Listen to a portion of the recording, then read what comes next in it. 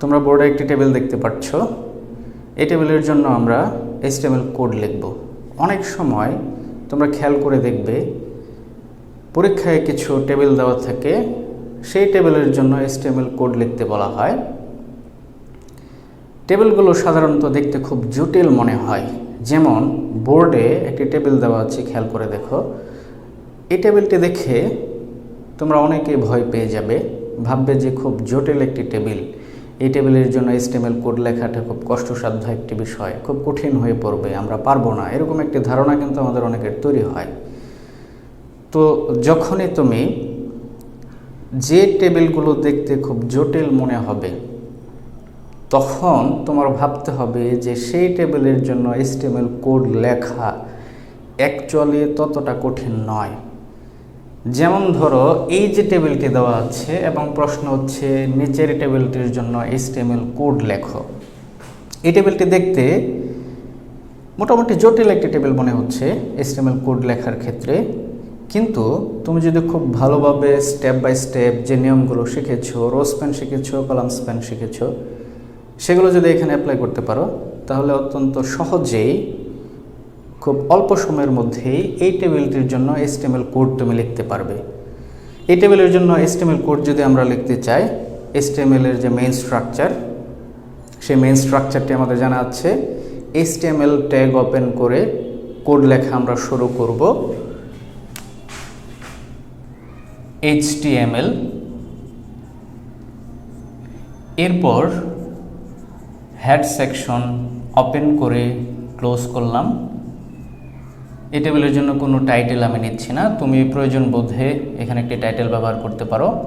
এরপর বডি, এই ট্যাগটি ওপেন করলাম। টেবিলের জন্য HTML কোড লেখার ক্ষেত্রে টেবিল বর্ডার 1 এই ট্যাগটি ওপেন করতে হয়, তোমরা জানো। এরপর এই টেবিলে তোমাকে শুরুতেই কাউন্ট করতে হবে সর্বমোট কতগুলো রো আছে।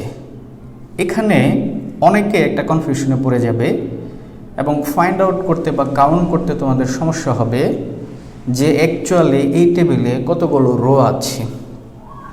খুব ভালোভাবে যদি খেয়াল করে দেখো, এই টেবিলের বাম পাশ থেকে যদি তুমি রো কাউন্ট করতে চাও, সেই ক্ষেত্রে রো কাউন্ট করাটা একটু কঠিন বিষয় হবে, কনফিউজিং একটা ব্যাপার হবে। যখনই তুমি কোনো একটি টেবিলে এরকম কনফিউজিং একটা টার্ম দেখবে, রো কাউন্ট করতে পারছো না, তখন এই ক্ষেত্রে যেহেতু আমরা বাম পাশ থেকে রো কাউন্ট করতে পারছি না, আমি ডান পাশে খেয়াল করে দেখি। এখানে যদি খেয়াল করে দেখো, খুব সহজেই এই টেবিলে কতগুলো রো আছে সেটা তুমি কাউন্ট করতে পারবা। 1 2 3 4 5, অর্থাৎ এই টেবিলটিতে 5টি রো আছে। এবার তুমি যদি কলাম সংখ্যা কাউন্ট করতে চাও, উপরের দিক থেকে খেয়াল করে দেখো, যদি কলাম কাউন্ট করতে চাও, খুব বেশি একটি ধারণা তুমি পাচ্ছ না অ্যাকচুয়ালি এই টেবিলে কতগুলো কলাম আছে। কিন্তু টেবিলের নিচের দিকে যদি খেয়াল করো, আমরা এই টেবিলে কতগুলো কলাম আছে সেটা কিন্তু কাউন্ট করতে পারবো। 1 2 3 4 5, দ্যাট ইজ এই টেবিলটিতে 5টি রো এবং 5টি কলাম আছে। অর্থাৎ এই টেবিলের জন্য HTML কোড লিখতে হলে, যেহেতু 5টি রো আছে, 5টি রো তোমাকে ওপেন করতে হবে এবং 5 বার ক্লোজ করতে হবে। এবং HTML কোড লেখার পর তোমাকে কাউন্ট করতে হবে তুমি 5টি রো ওপেন করে ক্লোজ করেছো কিনা। তো আমরা HTML কোড লেখা শুরু করি। শুরুতেই এই টেবিলের যে প্রথম রোটি আছে, ফার্স্ট রো, সেই রোতে খেয়াল করে দেখো শুধুমাত্র একটি ডেটা আছে, সেটি হচ্ছে 1। কিন্তু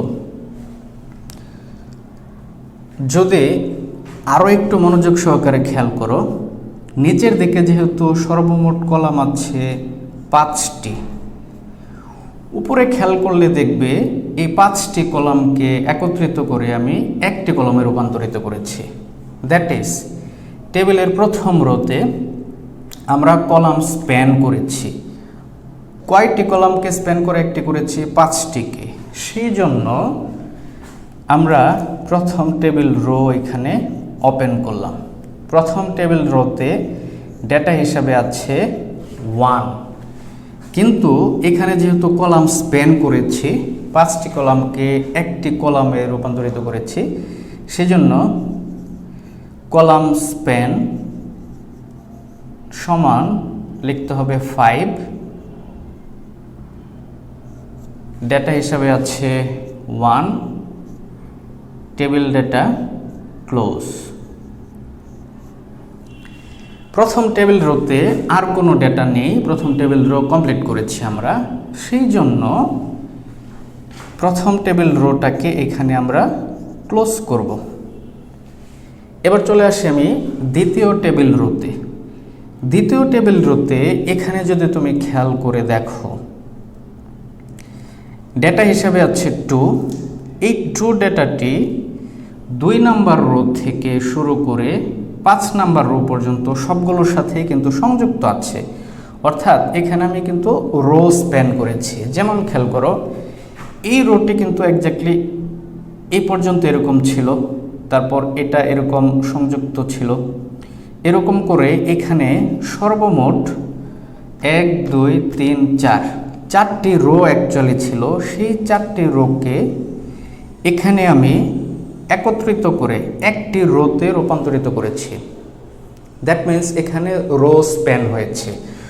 কতগুলো রোকে স্প্যান করে একটি করেছি? 1 2 3 4 4টি রোকে স্প্যান করে একটি রোতে রূপান্তরিত করেছি। সেই জন্য দ্বিতীয় টেবিল রো এখানে আমি ওপেন করলাম। এটা 1 নাম্বার টেবিল রো ছিল, আমি কাউন্ট করছি। তোমরা যখন HTML কোড লিখবে তখন 1 2 এরকম নাম্বারিং করবে না। 2 নাম্বার টেবিল রো আমি এখানে স্টার্ট করেছি।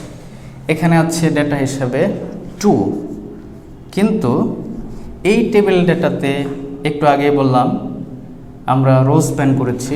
কতগুলো রো স্প্যান করেছি? 4টি। দ্যাট ইজ রো স্প্যান সমান 4। Table data 2, table data close. এরপর খেয়াল করো, দ্বিতীয় রোতে আরও একটি ডেটা আছে, টেবিল ডেটা 3। টেবিল ডেটা এখানে আরও একটু ভালোভাবে যদি খেয়াল করে দেখো, এই 3 ডেটাটি যেখানে আছে সেখানে কিন্তু আমরা আবার কলাম স্প্যান করেছি। কিভাবে কলাম স্প্যান করেছি? এখানে কিন্তু এই যে নিচের দিকে দেখো 1 2 3 4 ওয়াই অক্ষ বরাবর যে কলামগুলো ছিল, টোটাল ছিল 1 2 3 4 4টি কলামকে স্প্যান করে এখানে আমি একটিতে রূপান্তরিত করেছি। সুতরাং টেবিল ডেটা 3তে কলাম স্প্যান হয়েছে 4টি।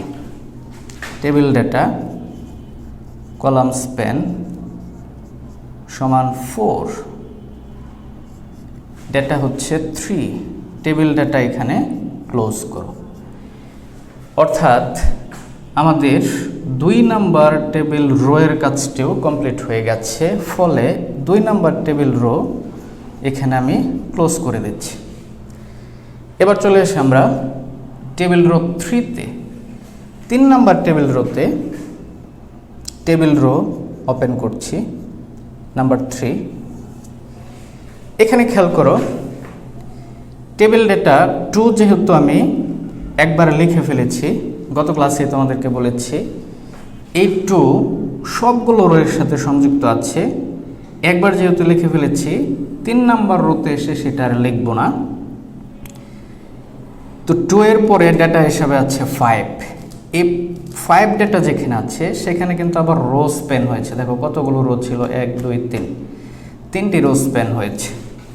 ফলে এখানে তোমাকে লিখতে হবে টেবিল ডেটা রো স্প্যান 3। খেয়াল করো 1 2 3 এই 3টি রোকে আমরা স্প্যান করে একটি করেছি।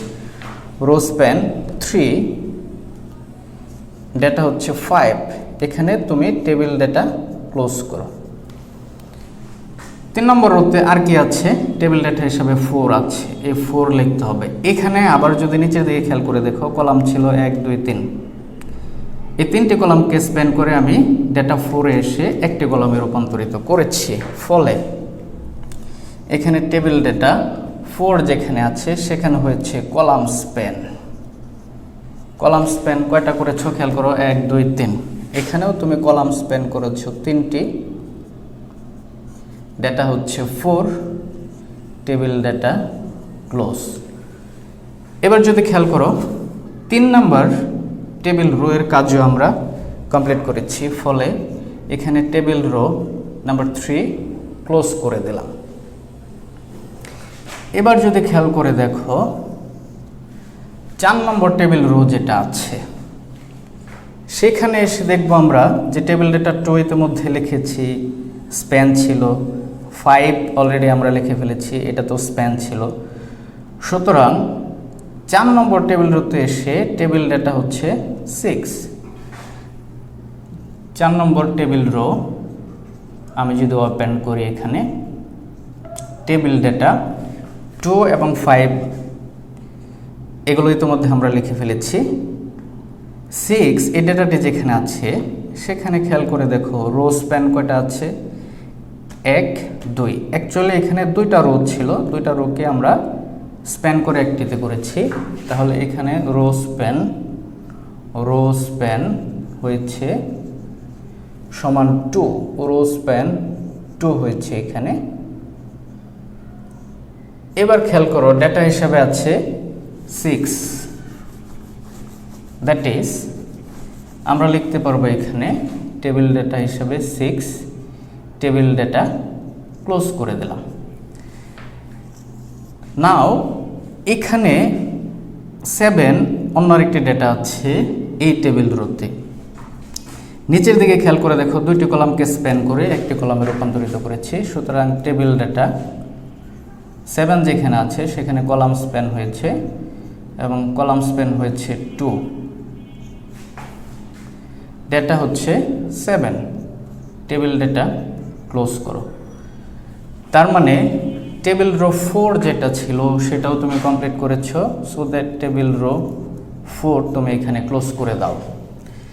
এবার লাস্ট টেবিল রো যেটা আছে অর্থাৎ 5th টেবিল রো, সেই টেবিল রো তুমি এখানে ওপেন করো।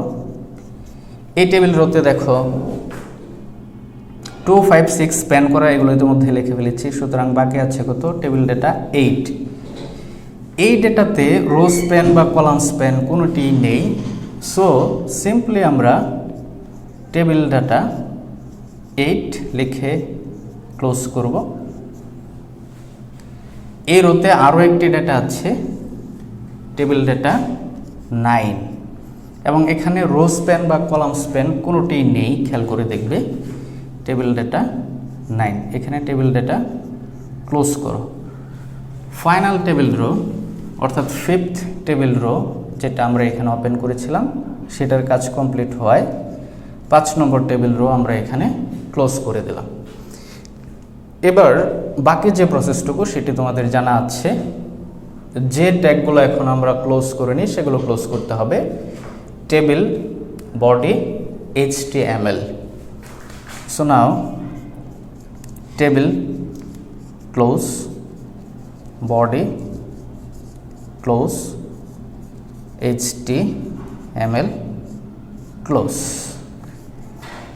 এরকম জটিল টেবিল যদি দেওয়া থাকে, যে টেবিলগুলো দেখতে জটিল, অ্যাকচুয়ালি স্টেপগুলো এক্স্যাক্টলি ফলো করতে পারলে, রো স্প্যান এবং কলাম স্প্যান জানা থাকলে খুব সহজে HTML কোড লেখা যায়। এরকম টেবিল যদি তোমাদের এক্সামে দেওয়া থাকে তাহলে শুরুতেই দেখে ঘাবড়ে যেও না, হতাশ হও না। তুমি তোমার যে ওয়েগুলো শেখা আছে HTML কোড লেখার সেগুলো ফলো করো, দেখবে যে ধীরে ধীরে যে কোনো টেবিলের জন্য HTML কোড তুমি লিখতে পারবে। নেক্সট ক্লাসে HTML অধ্যায়ের আরও কিছু নতুন টার্ম নিয়ে তোমাদের সাথে কথা বলবো। সবাই ভালো থাকবে, সুস্থ থাকবে।